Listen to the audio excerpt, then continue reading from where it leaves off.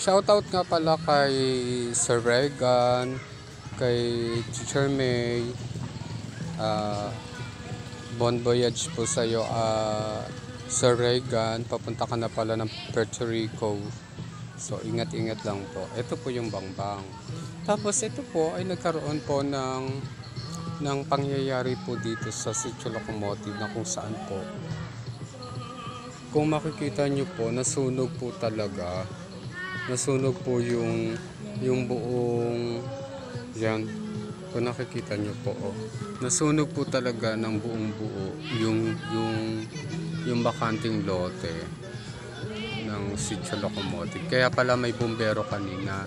So, ayan po yung simula po doon sa dulo hanggang dito po.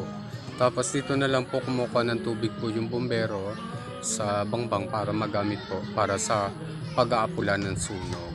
So, actually hindi nga daw po alam kung saan daw po yung pinagmula ng sunog, pero syempre may speculation din po yan kasi pag nasunog po yan, dire-diretso na po.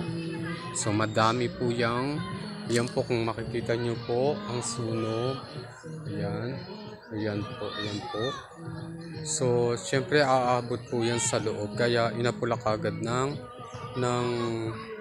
bumbero para maagapan na po.